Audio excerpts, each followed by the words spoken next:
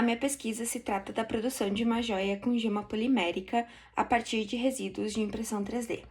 Vou me apresentar um pouquinho, então. Meu nome é Bruna Dotto, eu sou estudante de graduação de Desenho Industrial na Universidade Federal de Santa Maria, UFSM, no Rio Grande do Sul, onde eu sou bolsista no Nova Lab, o Laboratório de Inovação e Sustentabilidade em Design, onde eu faço pesquisa com modelagem e impressão 3D. Fazendo uma pequena introdução sobre a minha pesquisa, no ano de 2022 foram produzidas 81,8 milhões de toneladas de lixo e 76,1 milhões de toneladas de resíduos sólidos urbanos. E o tratamento desses resíduos, ele se torna um desafio não só para o poder público, mas também para designers, engenheiros, ambientalistas, entre outros. E o designer, ele pode atuar através da investigação e identificação desses materiais problemáticos e gerar alternativas para diminuir o seu desperdício econômico e impacto ambiental. E as máquinas de impressão 3D de código aberto, que ficaram muito populares, também trouxeram impacto, pois elas geram resíduos de impressão, como suportes e também os chamados flushed materials, que são expelidos na autolimpeza do bico extrusor. E o filamento de PLA, o mais utilizado, apesar de ser biodegradável, se não for compostado corretamente, ele pode se tornar um problema.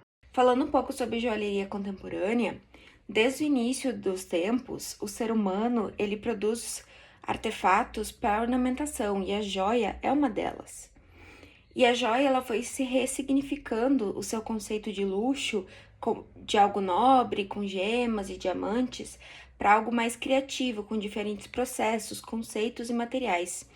Com isso, materiais alternativos como resina poliéster, acrílico, madeira, se aliaram a metais nobres, conferindo ao artefato um conceito novo e contemporâneo.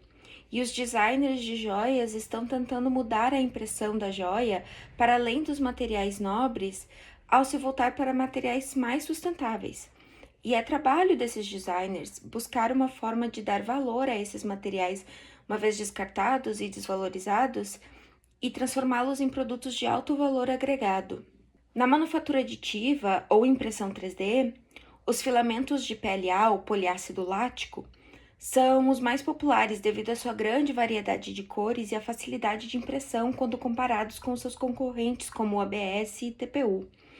Ele é um biopolímero extraído da batata, milho ou da cana-de-açúcar, e além da sua matéria-prima ser anualmente renovável, algumas das suas características são o baixo nível de odores, ser compostável, possui boa limpidez, boa consistência, bom acabamento de superfície, apesar de possuir pouca durabilidade. E para a realização desse projeto, utilizou-se a metodologia dos professores Cidade e Palombini adaptada. Para a experimentação, então, foram coletados os resíduos e separados em tamanho, tonalidade e formatos. Os moldes utilizados para os testes foram os moldes de aço inox do ramo da confeitaria. Foram feitos 2 testes de derretimento, os testes 1, 2 e 3 com o soprador térmico e os testes 4, 5 e 6 com a prensa térmica, os dois com temperatura entre 180 a 200 graus Celsius. Nos 3 testes com o soprador térmico, foram utilizados o mesmo molde e a mesma técnica de alocar os resíduos com uma pinça de ponta fina e então adicionar calor até derreter. No teste 1, não foi colocado resíduos suficientes, não preenchendo o molde completamente. No teste 2, foi colocado mais resíduos que no teste anterior, conseguindo um resultado mais satisfatório. No teste 3, após o primeiro derretimento, foi adicionado então mais material e derretido novamente, obtendo o melhor resultado dos 3 testes. Foi possível observar que os suportes de impressão se encolhiam mais com o calor quando comparado aos flushed materials, por isso uma nova coleta foi realizada apenas com os materiais de limpeza.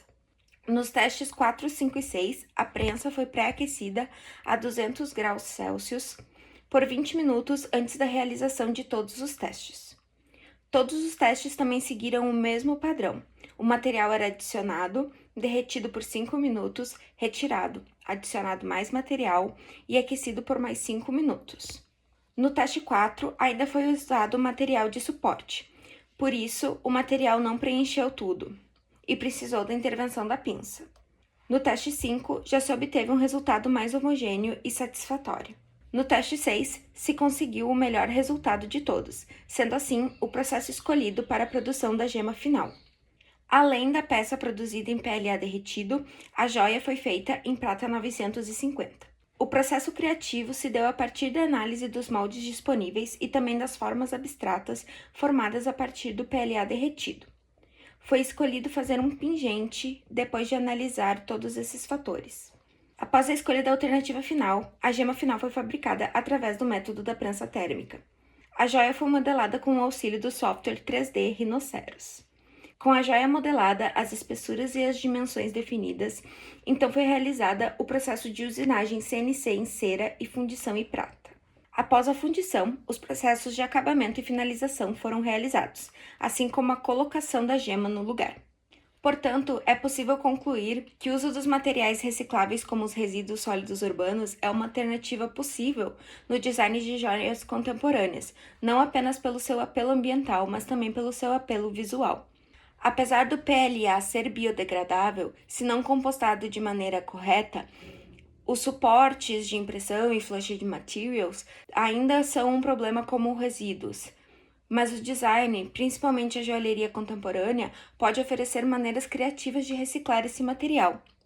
E o uso desse material para a joalheria contemporânea se mostrou uma alternativa possível, pois além de prolongar o ciclo de vida do material, também é uma solução visual interessante devido ao seu apelo estético único e heterogêneo.